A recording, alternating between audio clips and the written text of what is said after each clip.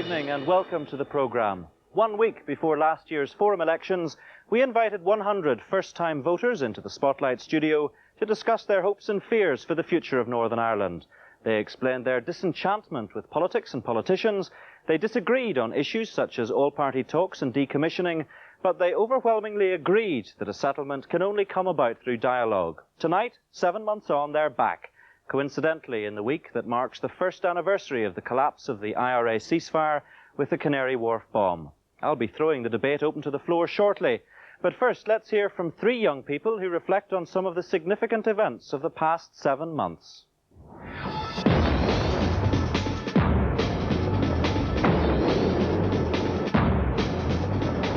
My name is Joseph Kennaway, and I'm a Protestant and Unionist. I'm also a member of the Orange Order. I was particularly pleased with the establishment of the Northern Ireland Forum.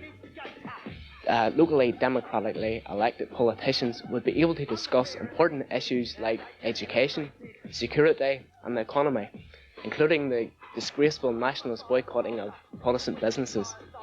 It didn't come as any big surprise when John Hume and his colleagues walked out of the Forum, because it is keeping in line with their United Ireland or Nothing policy. What the SDLP cannot have a monopoly over, they certainly do not want any part in it. My name is Geoffrey O'Boyle. I'm a Catholic from the Glens of Antrim. It was the stalling of the Unionist parties, and in particular the unholy alliance of Ian Paisley and Bob McCartney, which has led to the talks process becoming a farce, a comical farce. And John Hume was well within his rights to air his frustrations and leave the talks process. My name is Louise O'Ward and I'm 18 and I'm from North Belfast. As far as religion's concerned, I'd rather not tell anyone what I am. I believe the Women's Coalition is a development, although they only got 1.5% of the vote. I mean, I think it was absolutely brilliant. They haven't been given the respect that they're due. When they sit round the tables, they should be given respect after they're representing 8,000 people in Northern Ireland. And I think that the members of the political party that do, label them and do jeer at them, I mean, it's wrong.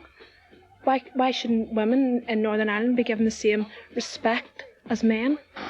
As an Orangeman, I was at Drumcree in support of civil and religious liberties for the Portadown Orangemen. The events surrounding Drumcree could have been avoided if the nationalist community in Portadown had showed a little bit of tolerance for just 15 minutes in 1 year. The Gravaki Road Coalition group will have to come to the realisation that the Queen's Highway belongs to all law-abiding citizens, that no faction whatsoever of the community in Portadown can claim any road as their own exclusive territory. I believe that at Drumcree the events could have been avoided had there been some sort of negotiation whereby the Unionist leaders had not hijacked the process and gained a few days free flag-waving publicity for the voters. I believe the RUC were first and foremost in a no-win situation at Drumcree, and the eventual decision that the march should go ahead was the correct one, although their treatment of the nationalist residents in the Gravaki Road was less than sympathetic, to say the least. And I also believe that young people were used during the Drumcree period because they were manipulated by adults, because adults were saying, well, it's all right to go out on the streets of Northern Ireland and riot. It's all right to go out and take a bus and hijack it and burn it. Young people were being used. At the moment, I can see no IRA ceasefire in the immediate future, because the key political players in the Northern Ireland situation don't want an IRA ceasefire. I'm not referring to Sinn Féin. I'm referring here to the Prime Minister, the British Cabinet and the Unionist leaders. I believe that the only glimmer of hope which we currently have is the continuation of the Loyalist ceasefires. It's absolutely crucial that the Loyalist paramilitary representatives remain in the talks process. People like David Irvine, who I really admire, is the most forward-thinking progressive politician that we currently have in Northern Ireland politics. In September we had the hateful bombing. Before Christmas, we had the assassination attempt upon DUP councillor Nigel Dawes while he was visiting his seriously ill child in hospital. These two terrible incidents prove that the IRA have not changed their tactics in 27 years. They are certainly not interested in peace. Therefore, Unionists do sit down at a talks table and shake the blood-stained hand of Gerry Adams and Martin McGuinness would be to give them credence, legitimise their atrocities, and to betray the Protestant people of Northern Ireland. There needs to be all-party talks. That means all parties being included in the talks. It's no use not letting Sinn Féin into the talks. So why should there be preconditions before they're allowed in? They have to come in order to, get things sorted, or we're just going to keep going round and round in circles again. Real peace will only come in Northern Ireland when the ballot box, not the bullet, not the Semtex, but the ballot box prevails in Northern Ireland. The freely expressed wish of the vast majority of people living in Northern Ireland to remain part of the United Kingdom must be respected and must be implemented. I believe that we have the wrong people in the power positions in politics at the moment, and some form of settlement can only come when people adopt the attitudes of John Hume and David Irvine and come together to form some sort of alliance and compromise to work for the better good of everyone. I will be optimistic about the future of Northern Ireland if and when adults start consulting with young people, when young people are given a chance to participate in society, because believe me, they do want to participate. Well, some very diverse and provocative thoughts there from three young people who are in our 100-strong audience this evening. Geoffrey O'Boyle, David Irvine, even more progressive and forward-looking than John Hume? Definitely. John Hume was not involved with paramilitaries. He didn't have to take the huge risk that Irvine did. David Irvine put not only his reputation, but his life on the line to go forward and speak the language of peace for the better good of everyone in this country. And you've no difficulty saying that as someone who might loosely be described as a member of the nationalist community? I'm a member of the nationalist community because I was born there. My politics don't reflect that in essence. I respect everyone in Irish politics who's prepared to take a chance and work for peace here. And I think the important players at the moment aren't prepared to do that, with the exceptions of Irvine and Hume and a couple of others. You spoke on behalf of the Democratic Unionist Party in that short film piece. Do you take on board Geoffrey's point that David Irvine and some of the small fringe party leaders have made significant contributions to this process? Well, I don't think David Irvine should be in the talks, because after the combined military loyalist death threat to Billy Wright in summertime, they should be out of the talks, definitely. As simple as that? They're not Democrats. Even though the government has said time and again, having been pressed by Ian Paisley and others to clarify the position, Michael Ancram, Sir Patrick Mayhew say they have a role to play, the ceasefire has apparently not been broken. Let's face reality. The number of loyalist attacks since their phony ceasefire has been increasing in the past number of months. There can be no place for terrorists at the talks table. Terrorists must be defeated, not accommodated. Okay, we'll develop that point throughout this evening, no doubt. Louisa, I just want to hear from you briefly. You weren't old enough to vote in May's Forum elections. If you had been old enough, would you have voted? Yes. And would you hope to vote in this year's Westminster elections and the local government elections? Yes.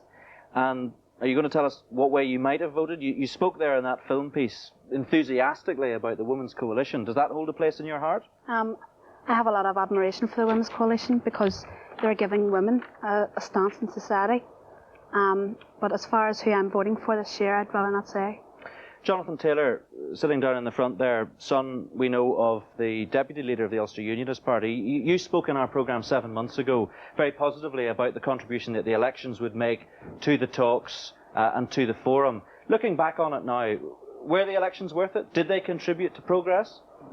Of course the elections were worth it. At the end of the day, you've got to try and grasp any potential peace process that's available and any opportunity. But whenever people don't take things seriously, like the SDLP, and pull out of it, it's not worth it. And it's actually a bit of a shambles, the forum at the moment. And do you think that the Ulster Unionist Party, truthfully, in your heart, has done everything to push that process forward? Because you know the accusations that are levelled against the party, that it has been the obstacle to progress. At the end of the day, if people won't sit down and accept democracy, you can't really do much. I mean, if the SDLP won't sit down and take their place, if Sinn Féin IRA won't lay down their arms and accept democracy, then what can you do? Sitting alongside you, I think it's Jerry Lynch from the Alliance Party. Your party was very committed to the elections, committed to the whole talks process, but I think your party leader has said on at least one instance that it is fairly shambolic up at Stormont. Oh yeah, well I think Johnny Taylor's decided to single out the SDLP. I don't think we can single out any one party for blame. I think a lot of individuals, particular people like Ian Paisley and Bob McCartney, who have decided to make a farce out of the talks and use it as a cheap publicity exercise, have a heavy responsibility for the talks, which I find it difficult to see how they can reach any sort of agreement within the short to medium term. I think we went 1 year forward maybe when the ceasefires were on, and have slipped 5 years back from then. You stood leading in front of the glasses here, I think, as a candidate, didn't you, in the elections? Was that a worthwhile exercise from your point of view? Was it Democratic Left? No, it's the Labour Coalition. Yeah. And I actually, after the elections, I was up at the talks for 3 or 4 months, working with the Labour delegation. And worthwhile in the sense that any attempt to put any process forward in Northern Ireland to try and keep anything going, it always has to be tried and should always be worthwhile. But really, to me, it just confirmed the bankruptness of the politicians that we have in Northern Ireland today on all sides. In the sense, like, you're talking about a bunch of grown men and a few women, but being like vast majority male, as Louisa was saying about the Women's Coalition being the only women up there, sitting around the table, and in the middle of the summer when the half of Belfast was in flames, more or less, sitting around discussing about whether such and such clause in the opening agreement of the thing, they hadn't even got to the actual talks. That's politics, though. That's real politics. Well, to me, that's not real politics. Real politics is ordinary people dealing with their ordinary lives. Politics isn't people sitting in a room saying, Clause 3.1 says this. If it's just about how to start something up, it's about actually getting out there and doing something and trying to unite the people of Northern Ireland and trying to do something positive. That's not what the parties in Stormont are trying to do. They're trying to hang on in there, put their case forward, make the other side look bad. It's not about cooperation and compromise, which is what we need in Northern Ireland. Let's take a quick straw poll, just out of curiosity, to see how many people who were eligible to vote in May's elections actually used that democratic... a lot of people, the vast majority of people. Did anybody who had the vote choose not to vote? Very few, very few. Why did you choose not to cast your vote? Well, I don't feel that there's a party at the minute worth voting for. I feel that a lot of the main parties, Sinn Féin, DUP, UUP, David Trimble, Gerry Adams, the main sort of people are extremists, and they'll The Alliance Party aren't extremists, they would say. Well, Neither with the I Women's feel Coalition. that the Alliance Party they tend to go along with, whatever's on the go. They don't really stand out. They don't have their own, yes, that's no problem. That's great manifesto. But at the same time, there's people with these needs. I mean, we have to have Gerry Adams and people like Ian Paisley coming together and saying, listen, we'd like to talk.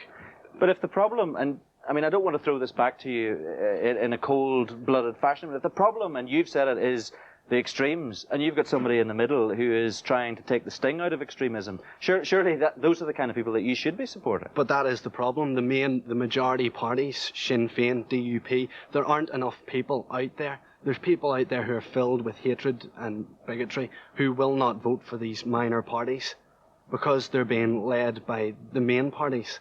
The main parties have been around a lot longer than most of the minor parties, and people just seem to be convinced to follow these main parties. Okay, chap down in the front here, you voted, and I assume, if my memory serves me right, you would have voted for the DUP, is that right? Yes. And why did you do that, and what contribution do you think that made to moving politics forward? Well, firstly, I'd like to say, in reaction to that the list of parties for that election was the biggest I've ever seen. And if someone can't be happy with a list of over 20 parties to vote from, they're going to be very hard to please. But as far as your question goes, I would still vote for the DUP, and I will continue to do so. And all this, Ian Paisley taking some sort of publicity stunt, I totally reject. I would say that Ian Paisley's stand is consistent, and all he wants in the talks is consistency. He wants democracy in the talks. He wants each party and each person at those talks. He's laughing at me, and it's complete. Well, I suppose that there are people, and I recall from the last programme that there were a lot of people who said that this thing is only ever going to be sorted out if people actually get together, and everybody's got to give a little bit. Now, you could look at Ian Paisley in the DUP, and you could say, and I think the party would say itself with some justification, this is a party which isn't prepared to give anything. I mean, that's actually... The analysis of how somehow everyone sitting down together at a table is going to sort out the problem, I think is very naive. Well, what other alternative is there? Terrorist organisations have a set goal in mind. And, you know, to sit down with them will not get you anywhere, because eventually if they don't get their set goal for their very existence, they're simply going to go back to their terrorist activities. And what Sinn Féin IRA have shown over the past year have shown that they're prepared to change tactics and use words such as peace to sort of woo people into the idea that they're somehow interested. So briefly, just very briefly, what do we do then? If you're not prepared to actually dialogue with these people, how do you move it forward? Well, number one, we can't have a talks process which is committed to trying to get Sinn Féin IRA in, because that's not going to get us anywhere. We have to have those at the talks who are committed to democracy, and democracy only. And then it's the government's responsibility to deal with the terrorists through their security There's policy. a chap alongside you here with the sweater on. What do you think? Basically, the problem, as I see it as an Ulster-Unionist, has been the single failure of John Hume to take his eye off Sinn Féin and to sit down with the rest of the parties who have been elected by 85% of the people in Northern Ireland to get down to the business of real negotiations. The Ulster Unionists went to John Hume in September of last year, put their cards on the table, asked for an agreement. They asked for decommissioning, for provisions on decommissioning to be addressed, and the entry requirements for Sinn Féin. John Hume was not prepared to agree anything along those lines. And that is why we are still stuck on that issue. That is why we were not able to launch the three-stranded negotiations. And that is why this debate will, as it turns out, become so frustrated. Because we have a failure to deal with the reality of the situation. The reality is that the IRA are not prepared to enter negotiations. Sinn Féin are scared of negotiations. Sinn Féin are scared to enter negotiations where they feel they will have to sign up to an agreement that is similar to, that may be similar to that which was signed up to by every other nationalist party in Dublin in 1995. They walked away from it. They cannot accept the will of the majority of the people of Northern Ireland to determine their own destiny. Right. Okay, there's one point of view. Any of you chaps over here take a different perspective? Yeah, chap with a beard there. I find these guys are a joke when they talk about democracy. I mean, Sinn Féin entered the recent elections and got over 10% of the votes. And I mean, sorry, get in the middle of that. For their views and opinions of the Sinn Féin voters must be taken on board for the reach negotiative settlement. For these guys to talk about democracy is hypocrisy. Well, they've made their views very, very clear, but as far as their interpretation of it is, of course, that Sinn Féin has got double standards here, and a lot of people have got to take risks for peace. And what about Sinn Féin taking risks for peace? What risks do you think Jerry I feel Adams as though people have have to accommodate, and I have seen Sinn Féin and the SDLP accommodating, and the smaller loyalist parties and the recent this forum. I mean, the Ulster Unionists and the DUP want to exclude these smaller loyalist parties. Sinn Féin are already excluded. Who does that leave? The same politicians for now on 28 years well, let me have failed to reach I want to come solution. to the chat behind you, but I want to put a very simple point to you. A lot of people would say, including the administration in America and in the Republic of Ireland, that the one thing that would move the process forward here quickly and that would work towards accommodation would be the restoration of the IRA ceasefire. But the IRA had a ceasefire the first time and they weren't allowed in the talks process. They stopped it. But I mean, they were given an assurance by the British government, who reneged on that promise. For 18 months there was a cessation of violence, and now they're saying, oh, we'll call another ceasefire, we'll let them in this time. That's hypocrisy again. Right behind you. What do you think? I've been listening to the two gentlemen down there and the first speaker on the video, and it's a joke what you're saying, because everything is Sinn Féin IRA, right? I haven't heard just one say, PUP, UDP, fringe loyalists, why don't they just lay down the weapons? They may have a ceasefire. Well done to them, they do have a ceasefire. Sinn Féin IRA, if that's what you want to call them, that's fine, they don't. But why not include everyone? Fringe loyalists, Sinn Féin IRA, DUP, whatever you want, whoever, they are all included in this. Because you know why, and I'm only articulating their view on their behalf, but you know what they'll say. You can't admit people like that into talks because they don't believe in the democratic process. Because they fought their way to the table. A manifesto, they have voters, they have a legal right to be there, and because their narrow-mindedness, because they're not taking into account the nationalists, their viewpoints, because they won't allow a political party in.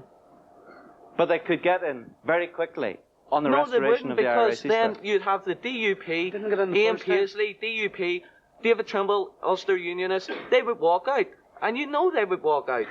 Okay, Because they do not agree. Okay, fair enough. Thank you. Chap in the back row there You has had his cannot hand up. ban any party in Northern Ireland from peace talks because you need to speak to everybody, and especially the people who have the guns, because they control the situation. But do you accept the point? You need to speak to people with the guns. Doesn't matter what their mandate is.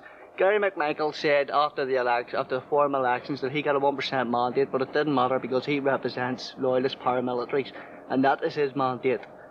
Do you accept the bottom line, though, that it would... I mean, it's a false assumption that you make, because if Sinn Féin was to be admitted to the talks process at this stage, many of the other participants wouldn't be there. So you're not going to have all-party talks? The other participants aren't going to kill people. You need to speak to people with the guns. If the DUP want to walk out, then they can take their mandate with them. It really wouldn't matter because... They don't be there, then they're letting their voters down, aren't they? They have a right to be there. Okay. We've all got to reach a negotiative settlement. At the minute in Stormont, there's 15% of the population of Northern Ireland, with the 6 counties excluded. That 15% came from a mandate which was in an election. Yeah. You can't do that in a democracy. These people are talking about democracy. You can't do that. Let's come right down to a chap who's had his hand up here in the front row for a few moments. Well, what all the points everyone's making here is quite correct. I mean, there's something to back up what everyone's saying, but the point is, 7 months on, we're all still throwing stones at each other. No one here has a solid base. I mean, with the DUP saying it's such and such's fault, we have the Sinn Féin saying it's other people's fault. Everyone's blaming somebody else. You're a supporter of Democratic Left. Well, I'm a supporter of Democratic Left, but the point is, I'm a supporter of the political process. I mean, I don't believe it's tried to kill people, but fortunately that's the situation we're left in. The only way we're going to go forward is by we put everything on the table and dissuade every single person around the table and we thrash it out. Otherwise, in 20, 30 years' time, my son, my daughter is going to be sitting here telling the exact same things that we are. We can't, if we're all part of the problem and we all have to be part of the solution. How many people think that is the overwhelming message they would like to get through to any elder statesman who might be watching this programme tonight, that the youth of Northern Ireland, represented as they are tonight, feel that the politicians should actually sit down and talk and stop messing about with the nitty-gritty and the detail? And I'm paraphrasing a lot, but is that the vast majority of people think that some sort of settlement should be hammered out? Who thinks the contrary of that? Who thinks that the politicians, for whatever reason and of whatever hue, are playing it right at the moment? Yeah, Stephen King, Ulster Unionist Party. It has to be, we want a settlement in Northern Ireland. It has to be a democratic settlement. People over there are saying that Sinn Féin has got a mandate. It does have a mandate. It's a mandate of 15% in the forum elections. Unfortunately, it does not have a mandate to kill people. That is what its Siamese twin, the IRA, does. Sinn Féin would be in the process now if they had maintained their ceasefire, if they had accepted the principles of democracy which every other party accepts. Now, the difference between Sinn Féin and the loyalist parties is that although the loyalist ceasefire might be shaky, they have made a visible distinction between their ceasefire and the ceasefire of the IRA. And I would say, in response to some of the criticisms from the DUP, I think the average unionist elector realises that the talks are the only process in town. The three possible outcomes in Northern Ireland are that we drive the loyalists out of the talks, get the loyalists killing people again, and we have war in Northern Ireland, or we can let the two governments come down and impose something and bring the unionist people out onto the streets, as we did in 1985-86, or we can try and agree something with the SDLP, the majority nationalist party. So can I come in there? Yeah, Actually, yeah. I think we've spent too much time getting into the politics of blame and the politics of last atrocity. However, I do have to bring Stephen up with just basic hypocrisy at the end of the day. The reason the last IRA ceasefire broke down was because they were continually barred from entering talks by the unionist parties, and it would seem that David Trimble was continually trying to out Paisley through that entire time. And if the Ulster Unionist Party really cared about the people of Northern Ireland, then why did they create the trouble they did this summer? At the end of the day, every time we saw David Trimble marching up and down out in front of the lines of our UCM in Drumcree, we lost one job, one piece of investment throughout the world. Okay, let's hear Kerry Short at the end of this row, right at the very end. Kerry, what do you think? Well, both Jerry Adams and Martin McGuinness have said that everything is negotiable, and I think that is a clear commitment to compromise. We haven't had any such statement from the unionist communities. But what about getting into the whole process and the hypocrisy, as unionists would see it, of Sinn Féin saying, on the one hand, we have a mandate to be there of 10 or 15%, whatever it is, but at the same time, refusing to bring about an IRA ceasefire? Well, you have to look at it this way. They had a ceasefire for 17 and a half months, and nothing happened. That brought up obstacle after obstacle to all-party talks, and they never actually got to the table. And do you think, Kerry, it was after 25 years of conflict that it's impossible to understand how people of a unionist perspective might need a little bit of time to come around to actually sitting down to talk to Sinn Féin? Exactly, how much time? I think it's very important that we all are working for an IRA ceasefire at the moment. But when we do manage to get the IRA ceasefire, which I'm sure will come at one stage, it's very important that we sit round the table, all of us together, because at the end of the day, it has to be a negotiated settlement with the people of Ireland, north and south. Well, I mean, Ulster. people have been speculating about what it is required for an IRA ceasefire. We already know because it's been made public by John Hume. It's if the IRA have a ceasefire and Sinn Féin say they sign up to the mutual principles, then they will be allowed in the talks. That's what needs to be signed up to. Unfortunately, the Westminster government is in the pocket of the Unionist Party there to defend their majority. Yeah. And that's the reason we don't have the peace protest moving forward. Let's just hear from the chap with the glasses here. He's been trying to get in for a moment. What do you think? It is all too easy to blame elected politicians. It is quite simple to me. The blame for the breaking of the IRA ceasefire lies solely with those people who planted the bomb at Canary Wharf. Okay, what do you think? You spoke, I think, in the last programme on behalf of the DUP. I would like to change the subject and just say about the marching season. My advice to the Orange men would be to ignore these so-called resident groups, because they're only a front for Sinn Féin IRA.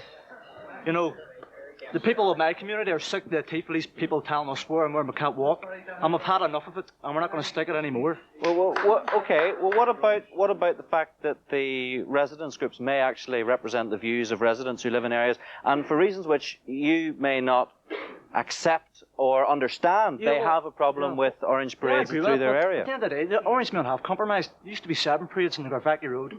Now there's only 1. You know, what else do they want? Next year what do they want the loyalists to do? You know?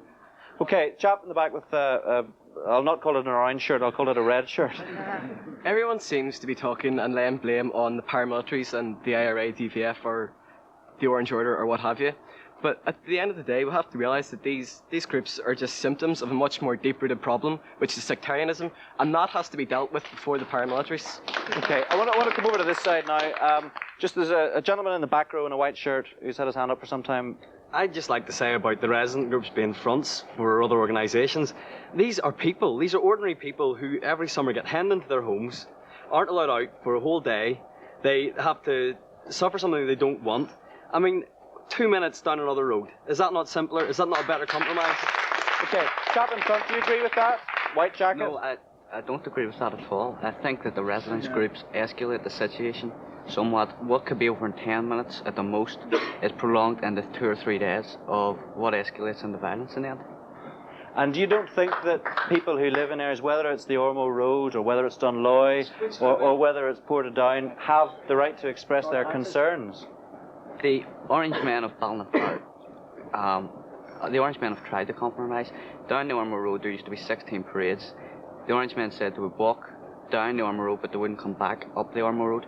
If that's not compromise, I don't know what is. They can't go much further. We've heard a lot from unionists about why they think Drumcree should be allowed to happen. Because somebody from a nationalist perspective to deal with a question which they might not like to deal with, which is that some of the individuals put forward to speak on behalf of residents groups are unacceptable for many reasons to unionists, and that is clearly an obstacle. Jared, what do you think? It is an obstacle, but look at it this way, hypothetically, if the shoe was on the other foot and residents from the Falls Road want to walk down the Shankle Road, it was our tradition, 200, 300, excuse me, let me finish. Let me finish. Right. Are you going to let me finish? All right. Will you let me finish? Jared. Thank you. Right. Right. Hypothetically, if you had listened, would the Protestant community let Catholics walk through their area, or would they not? Would they kick up, have residence groups, or whatever, and would they say, no, you can't do it, this is invasion of our privacy, our civil liberties? Okay, right, just right behind, I'll come over to you in a moment, just right behind the lady in a white jumper who's had her hand up for some time. David Trimble classed Brent McKenna as a terrorist and said he wouldn't speak to him because he was a terrorist, and yet during the siege of Drumcree, he spoke to Billy Wright. He's a terrorist. Well, how does he explain that? Let's just be absolutely clear. Billy Wright has no terrorist convictions whatsoever. Please, it's an important legal matter, and let's just move on to something else. I take the general point that you're making, but you need to be very careful how it's You made. have to compromise. Okay, chap again, just 2 along. I was about to say, he was saying about the shoe being on the other foot, if it was the unionists. The shoe was on the other foot whenever the Drumcree incident arrived. and David Trimble had secret meetings with Billy Wright, and he was able to do that, but yet he wouldn't talk to Brenton McKenna. And there's other people, Jared Rice, don't talk to on New Alma Road. These people are representatives of the community. It doesn't matter what their past convictions were. Okay, let's just come right over to this side, because we haven't heard from folks right down here. It's Gareth, isn't it? You're a DUP supporter, and is the issue of parades black and white as far as you're concerned? Yeah, because these people don't have the respect to let the orange men walk down a road, because let's remember, they took them out of the tunnel, they put them onto the Garvaghey Road. Now they want them out of the Garvaghey Road. They want everything that's to do with Protestants, to do with our heritage. They want it away. They're not protesting against any Orange March. They're protesting against everything Protestant and everything that's got to do with Protestants. Why is it so important? Explain to me why you think it's so important that Orange men in Portadown walk along the Garvaghey Road when the residents of Garvaghey Road clearly don't want them to walk down, and when there is a route, an alternative route, suggested by the police which doesn't involve walking to any considerable extent any further distance? Well, let's put the question back to them. Do they own the Garvaghey Road? No. The Protestants pay the tax as much as the Catholics. It's not any road that belongs to a Roman Catholic housing estate, which is only recently Roman Catholic. It's a Protestant highway as much as a Roman Catholic highway, and let's walk down it. Okay, chap alongside you in the blue shirt. These residents groups, they're just a continuation of agitation on the ground by the Republican movement. If these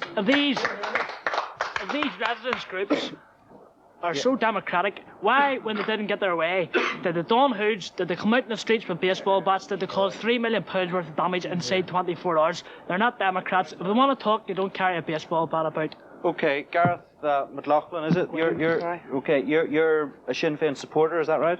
I'm a nationalist from Ardoyne, yes. Right. I think this man has a short memory span. It was the threat of greater violence that brought about the trouble over Drumcree, and let's face it, that's what it was. But let's move on. Remember, Drumcree happened. Let's hopefully try and forget about it. This is a problem that's rooted in Irish history. It goes back hundreds of years, not only 25 years. Let's look on. Well, let's look on and let's talk.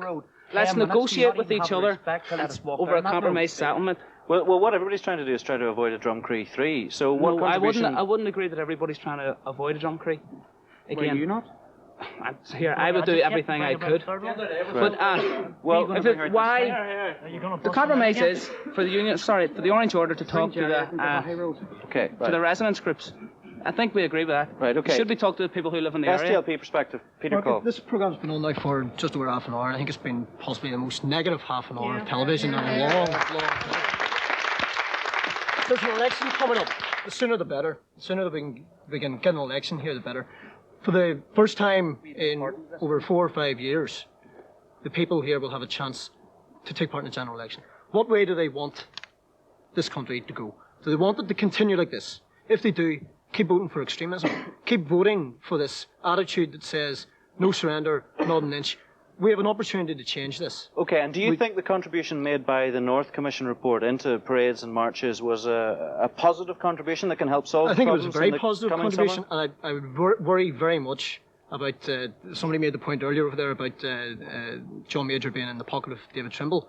Why has Major refused to implement what is a very common sense document, the North Report?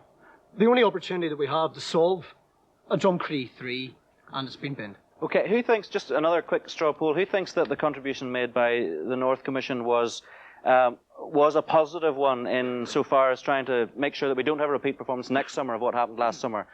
Okay, those are almost 50%. Who thinks it was a negative contribution, that it didn't tackle the serious problems?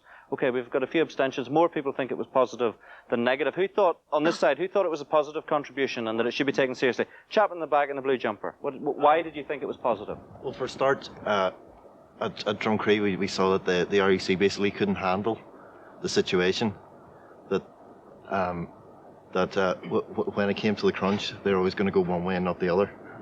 I think that putting control of where marches will go, the routes of the marches, etc., in the hands of an independent body has to be a positive idea.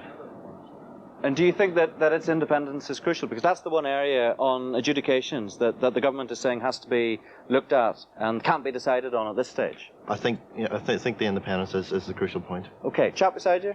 I think there should have never been a North Commission in the first place. Why not? Orange men should be allowed to walk down whatever road and whenever they want. There's none of this trouble in London when there's National Front marches, even though there's a large black population in London.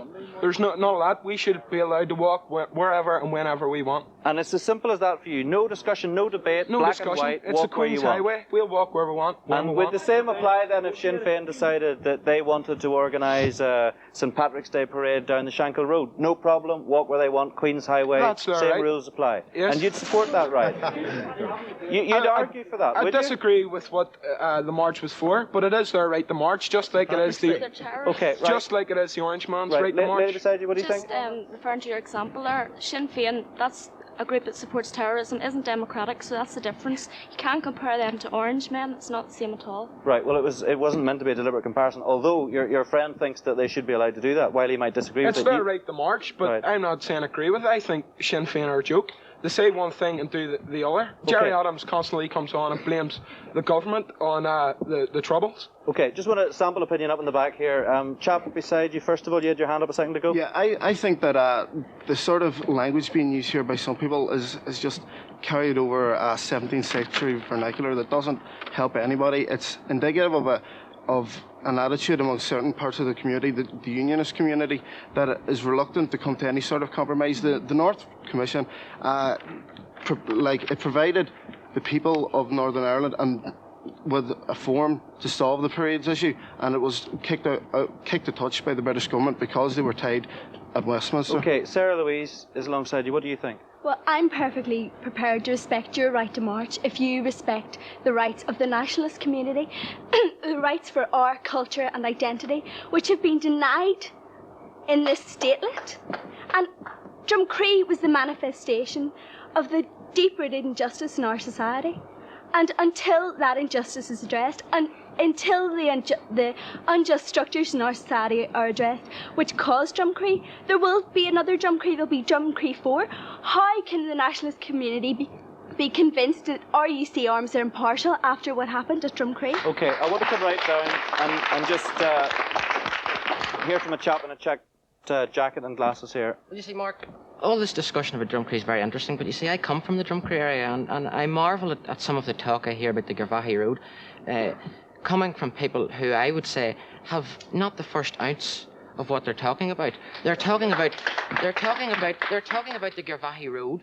They're talking about it as if it's a road in the backwater of nowhere. They're talking about it as if the Orange Men make a grand diversion to get to this road. And you see, I would like you and this audience and further afield to grasp several issues this evening. First of all, the Garvaghey Road is a main arterial route into Portadown. Now, it's used 12 months of the year, and the media and the wider public focus on the Garvaghey Road the first week in July. But what they forget is, you see, that there are unionist members of the community who travel up and down the Garvaghey Road day and daily into Portadown town centre because they come from rural areas, they come from the Dungannon Road area, they come from the Moy Road area, and those are all main routes coming into Portadown. Now, secondly, just let me finish, okay, because briefly, others have had their say. Secondly, the houses along the Garvaghey Road run to the left and to the right. There is no one nationalist estate that straddles the Garvaghey Road. There are several estates. Now, the houses on the left-hand side of the Garvaghey Road are vandalised, are boarded up, and they're not occupied, right?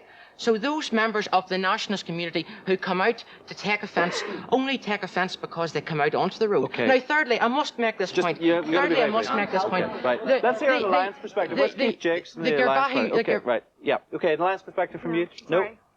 Anybody? Yeah. I'm not a member no, of I the know. Alliance Well, Party. while we find However, an alliance person, what I would let's hear like to from say you is again. that I welcome the comments of Robert Salters, the leader of the Orange Order, on Sunday, when he said in the Sunday Times that he believes that some sort of dialogue should take place between the people on the Garvaghey Road and the people on the Orangemen. If that requires the use of the mediation network, then that may have to happen. Okay, let's not get hung up completely on Drumcree, because there was another serious piece of news this week about the commemoration of Bloody Sunday 25 years ago. Now, I don't know how up to speed everybody is on this, but I mean, there seemed to be a movement today from a unionist perspective, today and yesterday, Ken McGuinness saying that there shouldn't be an inquiry, but the government should apologise, and the editorial in the newsletter yesterday saying that the British government should apologise. Now, who from a unionist perspective agrees that those two views are right and that perhaps it should be looked at differently now? Is there anybody from a unionist perspective who'd support the newsletter and the Ulster Unionist? Yeah, okay. You agree with that? I think an apology by the government for Bloody Sunday should be met with an apology from the IRA for the last 25 years of violence. Okay, nobody disagrees flatly with that simple question that Ken McGuinness got it right, and that Stephen, you may as well speak on behalf of your elder statesman who's not here tonight. Did Ken get it right when he said that? I think that most people accept that something wrong was done on Bloody Sunday. As to whether there should be an inquiry or not, if there is real new evidence, then it should be brought forward to the appropriate authorities. But before anything else, should there be an apology for the hurt that was clearly visited on many, many people in Derry? The Prime Minister has already said in his letter to John Hume that he considers that the people who were demonstrating or rioting or whatever in Derry that day were innocent. I don't really know what more needs to be said on behalf of the government. But if something more needs to be said, like for example, sorry, that would be okay, would it? I think that's fine. I don't think we should get hung up on it. But I think one should not forget at the same time that there is hurt on all sides of this community, and the Bloody Sunday Commemoration Committee does seem to take a rather one-sided perspective. It forgets, for example, 2 RUC officers that were killed that week. It forgets other people who've been killed in that area. Okay, right. You chap in a checked shirt, first of all, sorry. There's all this talk about apologies for Bloody Sunday. Why is there no mention of all the other atrocities like T-Ban, Ballygolly, Warren Point? Why is there no apologies for them? Why is there such a big thing made that the British government should apologise for that? Have we had an apology from the IRA? Have we had an apology from Jerry Adams? You'll never get it. There's been many big atrocities. IRA, Sinn Féin won't even admit that the IRA and them have links, and we all know that they have, so why doesn't Jerry just stop lying and tell the truth? Okay, is it Ian Maxwell in the dark jumper? Yeah. Yeah. I'm bemused with all this. There's been so many bitter comments tonight. We've established that sectarianism is a really deep-rooted problem, but I think a problem as deep-rooted as that is with the previous governments. With, just for example, Mo Mowlam of the Labour Party, she stated on Newsnight that only 19 minutes of a whole day during the Labour policy-making conference was spent on the Northern Ireland issue. And for the last 100 years or so, we've seen this problem. It's been recurring again and again and again. British troops, they come in, and basically they have their own powers to do what they like. They have your Special Powers Act in 1974. It's if the government doesn't actually take a firm point and actually lay things on the line, we're going to go back to pre-1970. We're going to go back to the violence and bloodshed which has basically dominated our lives for the last 25 years. Okay, let's hear from, thank you for that. Is it Fiona Burke at the back on the left? Okay, let's hear. Instead of what would amount to a largely cosmetic gesture on behalf of the British government, I think the people of Derry, and particularly the relatives of the victims of Bloody Sunday, would prefer to see the government engaging in all-inclusive negotiations to ensure that another Bloody Sunday doesn't occur within the next 25 years. Let's just hear the views from a youth magazine. I don't know, does Buzz magazine describe itself as a youthful magazine? I don't know if you're depressed or optimistic after what you've heard tonight, but you carried out a survey with young people. Yes. What did you ask them and what did they say? Well, one of the questions which we had quite an alarming response to was, do they expect the death penalty to be set for terrorist acts? And 40% of the students whom we asked between the ages of 15 and 19, these are the future voters, they believe that definitely the death penalty should be in action again. Thus we have come up with a cover depicting that, and it is incredible what has actually been laid out. We also asked a question, did they find their politician or local politician a help or a hindrance? That was the very first question asked. And what they replied, 75% found their local politician a hindrance, which is why I can't understand people sitting here standing up for their political parties that they obviously vote for. I personally feel that, let's get into grassroots level. We're talking to the young future voters here, and let them produce their own parties and get on with sitting around and negotiating. Well, the one grouping which didn't stand out of the 20-odd who did stand was a youthful coalition or a youth coalition or a youth party. Yes. I mean, young people are voting, but they're not voting on youth issues. They're voting along largely tribal lines, aren't they? Yes, they are indeed, which is very sad. Again, the traditions are being carried down. Nobody seems to be making a move to say, right, let's shake hands, forget about the marches. You don't have to be an extreme traditionalist. You can still carry on your cultures and your traditions without taking them so extreme. People should be taking it easy. Yes, certainly have your marches, but everybody can join in. Both sides can join in. Thanks for that. Let's just hear from the chap behind you. Just a couple of points. Firstly, to the UUP, Stephen King in particular. The girl up there made a point, and the guy up there made a point which is relevant to this. David Trimble and the Ulster Unionist Party say we will not meet with terrorists. Forget about Billy Wright. David Trimble went to London with the Queen and met who? Nelson Mandela, a tried and convicted terrorist. It's only certain terrorists they're not going to mix with. There's just South the Africa terrorists wasn't here. a democracy. No, Northern that's not Ireland's the a point. democracy. He's a terrorist, tried and convicted. Secondly, at Drumcree, these good, loyal orange men parading, a man standing up in an embankment burning a tricolour.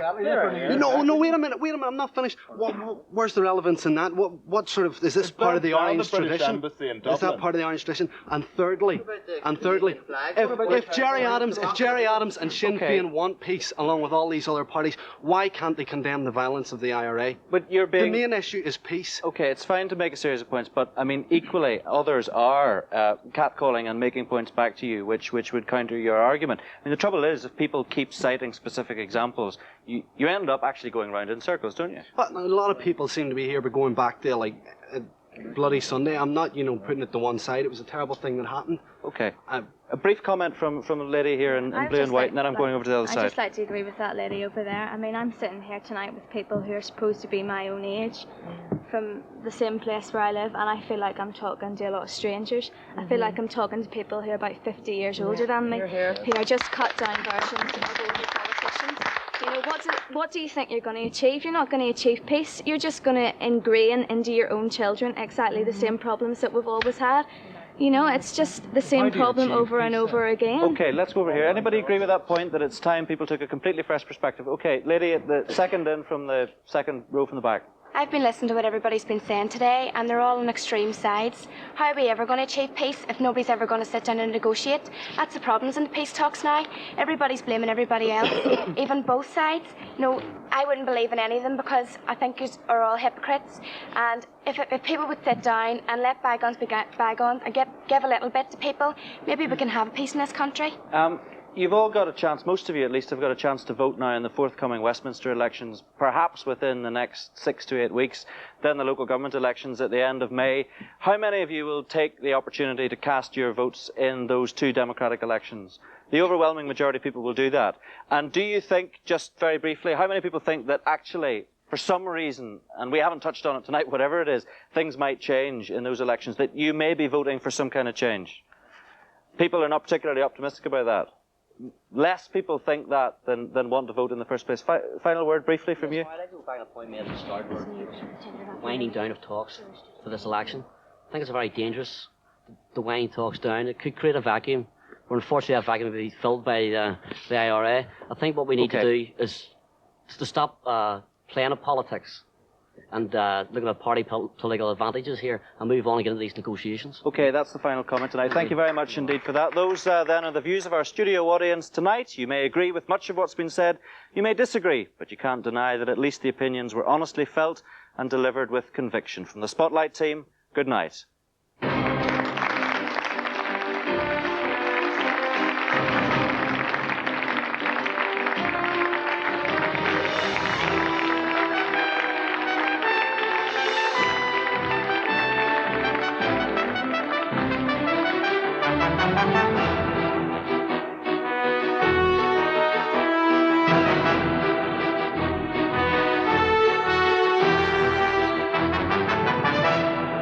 I want to thank you all for the overwhelming support on the Troubled Land.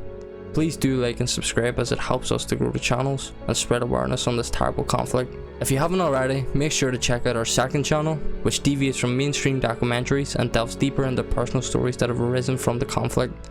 Many thanks to all our Patreon members. If you haven't already, please do join for free. The link's in the description.